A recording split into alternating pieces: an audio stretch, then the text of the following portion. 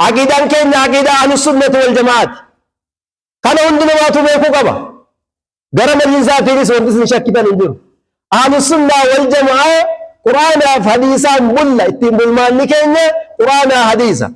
قناة البركة تقدم. ما هي البركة؟ البركة هي جند خفي من جنود الله يرسلها لمن يشاء من عباده، فإذا حلت في المال أكثرت، وفي الولد أصلحت، وفي الجسم قوت، وفي الوقت عمرت. مذهب أهل السنة والجماعة كيسا أكن بانيرانو أما سمرتي أدم سياس كيسا تديمو أدم أهل السنة والجماعة كان ديما ترسي دوغنبر مويو أرغميرتي عسراو سرايرا إسا فلدرات مو ولين تامي أكدر ورد غمتشوران أو في جنة وانجر هند مسايو تمر نغادان غمتشوران أدقل لجتشو إسن اتمو برباديتني الله أكبر جتو ماجد الله أكبر الله أكبر الله أكبر يا رب فدي بودرتي جرس أسرتي وامني إسن أجر سيفنا ونسي أكجري أسرتي جارلاف tokkummaadhaan akka deemuudhaaf waadaanuu galan akka jarri ibsanu kabajaan boodarratti nimna garuu dhaamsa dhaamnu immoo qabna asirratti eenyuuf haadhotiidhaaf eenyuuf abbootiidhaaf jaarsoliidhaaf dargaggeessaa dargaggeettiidhaaf darasaadhaaf sheekaa waan dhaamnutu jira. wallagaun keenya dirqama wajjin tarkaanfachuun keenya sunnaaniti dirqama namni biraa dhufee nuu sirreessu hin jiru beekaa sagaleen keenya amma yoo wanaatti gabbaye maaliif gabbaye of dadhabneenu beekaan qabnuunu jaarsan qabnuunu kanaaf wantan jedhu of tuffachuun wal tuffachuun dhaabbatu gaha jaarsi jaarsummaa isaa beekamu jaarsinis jaarsummaa isaa beekuu qaba jaarsinis jaarsummaa isaa beekuu qaba ijoolleenis ijoollummaa isaa beekuu qabu rasuulli rabbii sallallahu alaihi wasallam تركت فيكم ما إن تمسكتم لن تضلوا بعده أبدا أنا سنكيست جيسين بماجرة يوسا قبطا أبدا جلت شكرا دندني كتاب الله كان أجت مال غربان بين أيدينا كتاب الله أتو كنجروا يادان yaaduma fuudhamee akka kubbaatti wal hirkaa fuudhamee dhiitamu kun dhaabbachuu qaba. Maal inni faayidaan isaa mee ilaalaa mazzanaa kubbaan keessi isaa afuura yeroo dhiitan garuu akka waan humna qabuutti utaala. Haasaan utaalchifamaa rukuu wal hirkaa fuudhamee wal hirkaa fuutamee dhiitamaa rukuun deebi'ee diigaara beekaa kubbaa ta'ee dhiitamee ol bahee dhakaa ta'ee deebi'aara haasaa wal hirkaa fuudhu barriinsa haa cufamu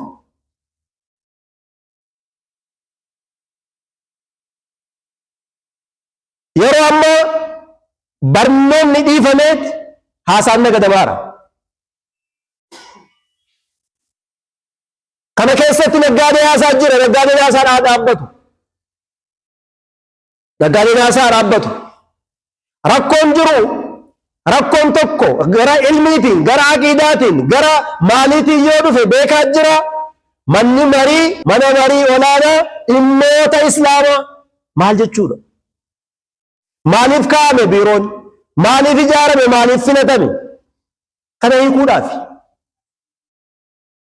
waldhabdeen islaamaa hedduutti akka hin bal'annee fi gaaddisa ta'ee utubee rakkina islaamaa hiikuudhaaf ijaarame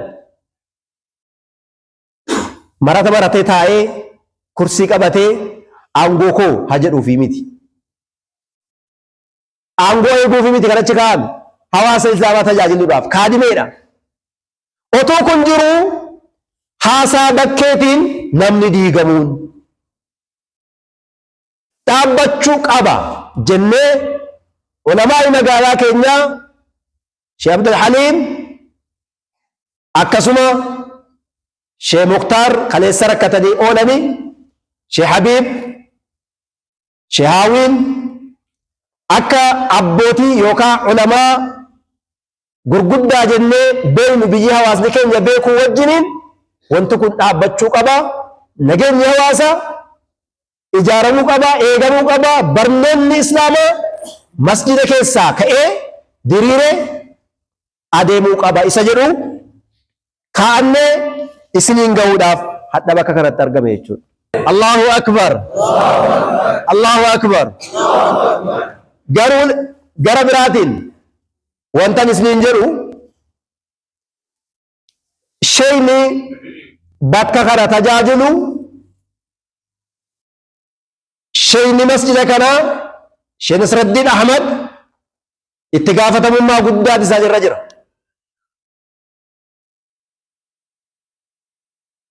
Itti gaafatamummaa isaan irra jiru kana amma dandeetti akka dhageenyutti akka arginutti karaa isaaru. Fedhiin hawaasaa eegamuudhaaf immoo hawaasni mirga isaa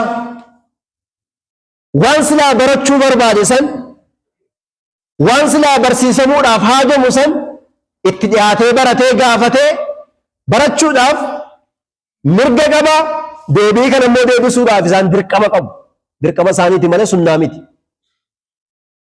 Gara biraatiin isa sheekii immoo maleekaa gootan isaa sheekiin maleekaa miti. Sheekiin bashar. إنما أنا بشر مثلكم رسول ربي صلى الله عليه وسلم أكنا جد ربي جنان مال جنان أن نما أكا كيسنيتي حديث كيستي غافة صلاة الرام فتني صحابني يادا تشيسون أف صداتا إنما أنا مثلكم أن نما أكا كيسني فكي أكا كيسنيتي أنسى كما تنسون فإذا نسيت فذكروني.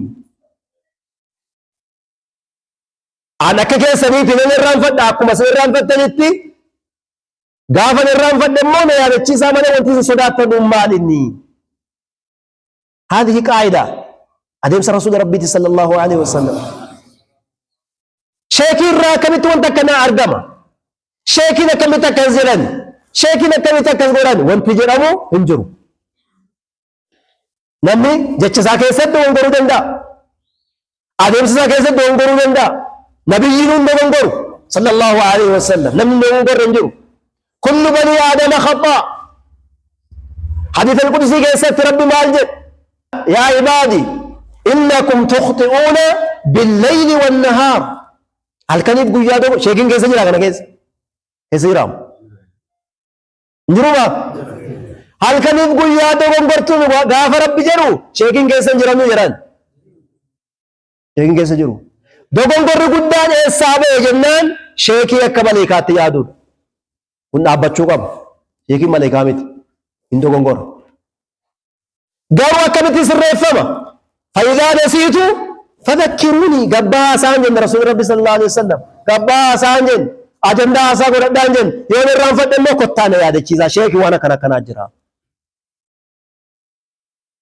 Tartiibaan adeemsaan haala naamusa qabuun haala yookaan qeenqinsaatii fi arrabaatii fi otoo hin taane haala kabaja mul'isuun gaafachuun itti muun dirqama jechuudha. Kun sirraa'uu qabaa.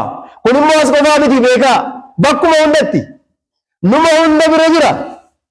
Eenyu sheekiin akkamitti dogongoraa jechi jedhu sheekiin akkamitti waan akkanaa irraa argamaa wanti jedhu sheekiin akkamitti aaru amma hin jettanuu isin hin jettanuu hin jettu mitima ana biratti hin jedhamaa bara sheekiin hin aaru sheekiin akkas ta'u hin jedhamuu jedhan akkana jechuun dogongoraa miti dogongoraam bara Rasuulli Rabbi alayhi salaatu wassalaam hin dallananuuma jecha kana sirreeffachuu qabna.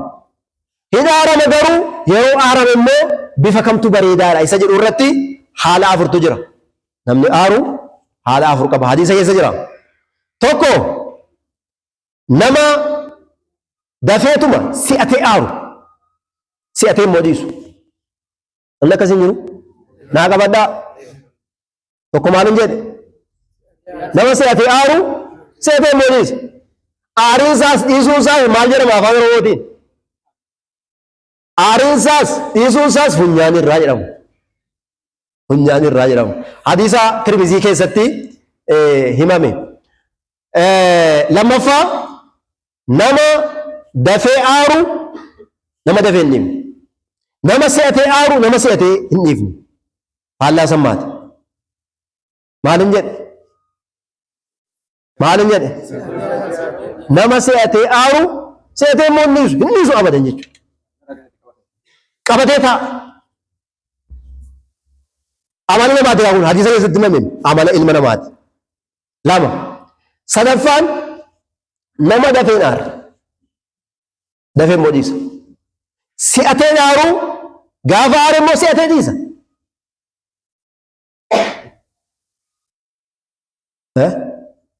Kun xabiyaa isa kan sheekii qofaa miti kan nama aaru hunduma ilma namaatiif himame beekaa. Asin deebisinaa garuma keenyatti quba hin qabinaa asin. Ofittis quba qabaa yeroo dhaggeeffattan jechuudha. Ofittis quba qabaa. Wayyuu jaran qooddachuu keenya wayyaa. Qooddachuu keenya wayyaa. Nu qofatti waa hunda galchitan jennaa booda rakkoo. Booda rakkoo ta'a. Maaliin jedhee ka'e sadaffaa. Dafee aaru si'atee immoo dhiisa. Inni arfaffaa dafeen aaru dafeen dhiisu. Inni kun hamaadha. Kana keessaa akhlaaqni rasuula rabbii sallallahu alaihi wasallam isii sadaffaati jedhan. Isii kam isiin? Waa bicuun isaan yaarsitu. Waa bicuun isaan yaarsitu. Irra darbanii gaafa aaran immoo waan san achumaan dhiisu. Yaa Rabbi nuu kenni. Yaa Rabbi nuu kenni. Kanaafuu kun xabiyaa ilma namaati hadiisa dubbate. Xabiyaa ilma namaati. Ilmi namaa hin aaraa jechuu garuu akkaataatti aaruuf akkaataa dhiisuu wal dhaba malee jechuudha. Kanaafuu maaliin kana bira dabarfatamaa wal danda'u. Wal danda'u waliif waa dhiisuu gaafa waa tokko dhagahan cudrii walii kaa'u ihtimaalul ictidaar cudrii kanaatiif mala waan akkanaatiif mala jedhanii eenyuuf haati manaatiif abbaa manaa hin barbaachisa waan akkanaa ilmoo fi abbaa hin barbaachisa wanta akkanaa maa wal danda'anii wajjin jirama miti maa haati manaatii fi abbaan manaa takkaa waliin loliin jiruuma otuu wanna nanuutu otuu biddarra kaanu booda nagaadha deebi'anii wajjin rafu. Maaliif namni hundi isa sheekii isa ta'u, isa darasaa isa ta'u, isa jaarsaa isa ta'u, maaliif masjidatti gaafa dhufeef janyummaan mul'ifamuu barbaadama an jedheen. Maaliif? Janyummaan masjidatti dubbuun dhifamu maaliif barbaadama? Hundi namaa qe'ee isaatti lugna haadha manaa isa bulchiti. Gaafa masjida dhufe garuu wanti isa qabu hin jiru. Kun dhaabbachuu qaba nurraa. Akhlaaqa islaamaatii miti kun. Mannii fi masjidni maaliif adda ta'e? Waan manatti sabbarru sana masjidatti maaliif sabbaruu dadhabne? Waan manatti ilmoo keenyaan liqimsaarru jamaadhaa maaliif hin liqimsine? Nama wajjin salaataarru maaliif hin liqimsine? Nu hundi keenya dogongoraadhaa adeemsa fuulduraa adeemsa dudduubbaa irratti waliigallee fuulduratti tokkummaadhaan tarkaanfachuudhaa fi wal dandeenyee deemuu qabna. Walii obsuu qabnaa, wal danda'uu qabnaa. Kan immoo wal dandeessisu maali inni quraanaaf hadiisa. Eenyunuu gaafa kallattii quraanaa gadhiise quraanatu itti hima waan ta'eef. Hadiisatu itti hima waan ta'eef. Kanaaf akkuma waliigalaatti insha Allahu ta'aalaa ijoolleen keenya bakkee ba'anii mana kireeffatanii quraana qaraana jedhanii jiran sheekaa wajjin wal mari'atanii bakka kanatti isaanii amiirri isaanii waliin akka socho'anuu fi waliigallee wal deebi'anii qaraanu jenneerra. Namni amma booda bakkeetti argame itti gaafatamu. Itti gaafatamu. Maaliif? Namni biyya diiguu deemu. Namni jama'aa kana facaasuu deemu nama amma booda bakkeetti argame. Sheekii isa ta'u, darasaa isa ta'u, warra qara'u isa ta'u jechuudha. maaliifi amirri namni amira hin qabne namni nama sodaatu hin qabne mataan isaatu sodaadha yoo dogongorri jiraate dogongora sana sirreessaa deemuudha tokkummaadhaan jaalalaan jamaan ijaaramee deemuu qabaa jennee waliigalleerraa isinis garuu kan ammoo nu eeguu qabdu jaarsoliin nu kunuunsaa haasaa dhufe hunda isa kaan dhoksaa isa kaan obsaa isa kaan gorsaa maalin jedhee ka'e jaarsoliin waa sadaan kana nu qabaadhaa jaarsoliin jaarsa jechuun waa sadan kana qabaachuu qaba tokko waan dhoksu qabaachuu qaba waa hunda naasa'u jaarsi waan gorsu qabaachuu qaba ittimuu qaba suutumaan ofitti qabee ijoollee kanaa miti jedhee gorsuu qaba gorsuu danda'uu qaba waa garii immoo obsee liqimsuu qaba waa meeqan jedhe tokko obsuu lama dhoksuu sadii gorsuu kun sadan jiraannaan isinis maatii keessatti kanatti fayyadamaa wanni kun nu barbaachisaa bu'uura jiruuti jechuudha kana booda naggaadii haasaa immoo jaarsoliin dhaabatu naggaadii haasaa warra haasaa sheekii fuudhee bakkee baasu iccitii qabaachuu qaba masjidni iccitii qaba sheeyni iccitii qaba haasaan sheekii akka jiru gabba'uu qabu sheeka jaallanne jettanii haasaa sheekaa gad hin baasinaa sheeka jaallanne jettanii haasaa sheekaa waan sheeyni haasa'an dogongoraan haa ta'u beekaa haa ta'u waan sheeyni haasa'an kamuu haa ta'u iccitiin jiraachuu qaba tokko iccitii waliis immoo waan wajjiniin haasoftan dabarsitanii haasayinaa waan dhoffachuu danda'a kun jiraannan garuu nageenyi waaraa nageenyi walitti dhaabbataa ta'e argamuu danda'a jechuudha tafaddalu yeroo tokko daqiiqaa muraasaa fi daqiiqaa lama sadii shee imaam kunuuz abduu waldoo kottaa sheekaati sheeka keenyaati isaan jechuudha abbaadha fuuldurattis amaanaatti kennina isin fuulduratti isaanitti jechuudha shee imaamitti aalima beekaadha akka magaalaatti ilmii guddaa nama qaraayisuu danda'u isaan beekaa garuu ijoollee qabanii akka fuulduratti nu tarkaanfataniif isin fuulduratti amaanaatti kenninaadhaaf تفضل تفضل الله أكبر الله أكبر الله أكبر الله أكبر الله أكبر سعدين غيرا الله أكبر الله أكبر الله أكبر عمري ديرا جروب بركة ربنا فكن شيء مكينيا شيء إمام أكا برسيسات إساني في الشيكا جركنا في الشيكا فولدراتيس إجولي كنا غرساني إجولين قاما أما أوادا يادة فكو قبلنان فراتني كاو بربادو برسيسو راتيس براتشو راتيس يروهن دايو إساني توان سيكالوف شيكا وجنين تهاني إجولي كنا قبلني أكا ديمون amaanaa guddaa isaanitti sin kennina sheekatti sin kennin sheeyin immoo ameera hundaati kana beeytu miti waan addaa haasa'u miti isaani ameerri hunda akkas miti sheek ameerri isaani kanaafuu walumaa galattu warra amaanaa kana fudhatee deemu rabbiin waa taasisu shee imaam du'aayii gabaabaa nu kadhatanii jennaan gara kutubaatti seennaa barakallahu fiikum alhamdulillah salatu wassalamu ala rasulillah sallallahu alaihi wasallam waan ani jedhu waan kanaan dura haasoftanis waan haasofnes ofii walii jenneera ofiis ni jedheera waan haasoftan gara sheekaatiinis isaanima jedheera ofii walii jenneera eganaa ofii jenneera ammas immoo akkas jechuun ofiis ni jenneera jechuun waa'ee diinitii wal caqacaqina jechuuti waa'ee diinitii wal caqacaqan malee hin ta'u maaliif wal caqacaqan waa itti bahu kan ofiisiniin jedhe edu akkamatti duudadhaan isaa ofiisinii jedhe malee isa wal caqacaqu ammaa itti qaxxaluu qaba gaafachuu qabdu caqacaqan malee maa waatuman malee waan bahu amma masalan ila amma isaan ayatatu quraanii ka'an yaa ayyuhal ladhiina aamanu ittaqullaha haqqa tuqaatihi wa laa tamuutunna illaa wa antum muslimuun jedhanitti itti aansanii wa'tasimu bihablillahi jamii'an wa laa tafarraquu jedhanii ka'an agartee rabbii sodaadhaa jedhan ajaja واعتصموا أججا ولا تفرقوا بودرة في ذني كأني amma isaan maal jedhan dimshaashumatti adda bahuun haraami jedhanii moti jedhamoo hin jedhu dhageenyeerra fudhanneerra moti masalan wa'tasimu bihablillahi jechaan laa ilaaha illallah tokko tokko sagadaatuma kan laa ilaaha qabanne jira wallahi isa wajjin hin jiraanna handiigu taanan wajjin hin ta'u tokko hin ta'amu hin diiginaa isinis tokko diigdanillee nama didee diiginaa isin jedhan jibbiina maal ofan adeemu didaa dhabdan mormiina ganaa isinitti mama ammas waayitoo ida dhuman qabu amma gaafa duunutti dhageessumati kooda wagora ta'e mana haa deebisan misaali isaan waatasimu jedhaniiru eegana agartee waatasimu jedhaniiru walaa tafarraqu jedhaniiru jennee zimanneetuma gariiba wajjin tokko hin taanu wallaahi abadan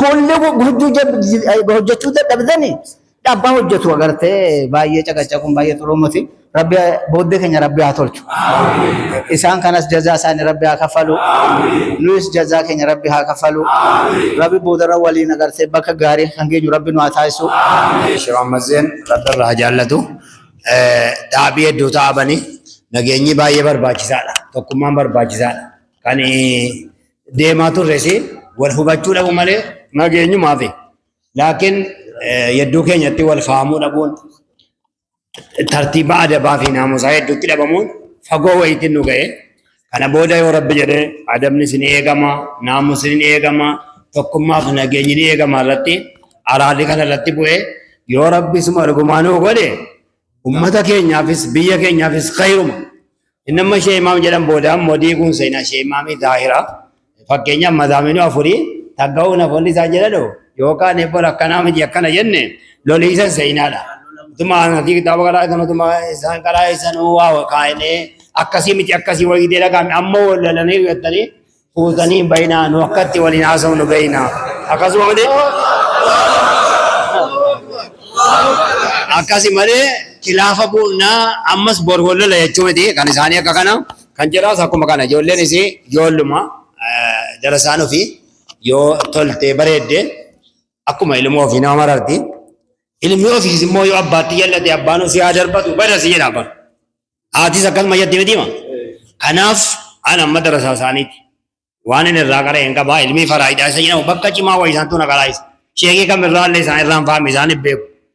Waan kana fakkaatu ani utuma isaan na rukutaniin isaan nan hayaa nan jaalla.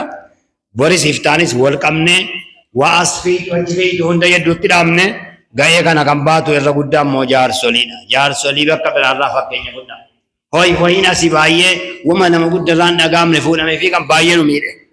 Hedduun haasofnu isa kana yoo haasofne isin bareedu.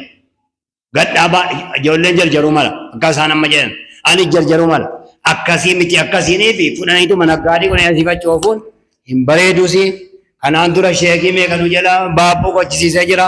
Fuulduraafis akkasitti bareedduun ta'u kanuma Sheekh Ahmadzeen rabbi amalkeessu. Amaanaatti kenname rabbi isaan hirkata ta'eef. Nageenya akkasitti buusan bakkuma hundattuu rabbi isaan gargaaru. Tokkummaa keenya rabbi haa jabeessu. Assalaamu alaikum warahmatullahi wabarakatuh. Wanti haasa'amu haasa'ameera. Alhamdulillahi rabbil alamin. Baga rabbi walitti nu qabe. Booddee waggaa 7-8 baga rabbi walitti nu fide. Ammas immoo jabeenya keenya rabbii nuuf haa tolchu. Kan sichi immoo rabbii nu haa eegu.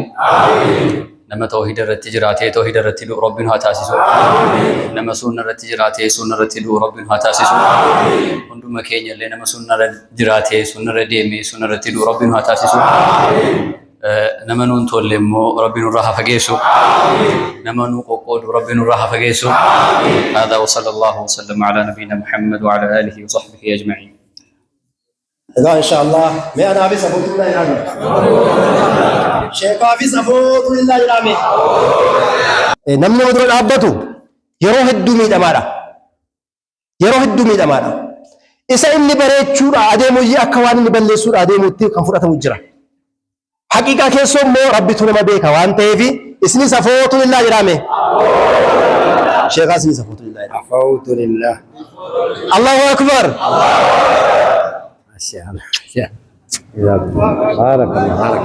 بارك الله فيكم جزاكم الله خيرا في امان الله يا ربي في دمو يرو غباباتي شيني يجولي كان وجي ولي غلني محاضره جاللا كنجرم متدرينسا درغغوتا دبرتوتا هندنانو كنا كان ولتي قبت نو قبيسني جنان ارتي ولرغنا والسلام عليكم ورحمه الله وبركاته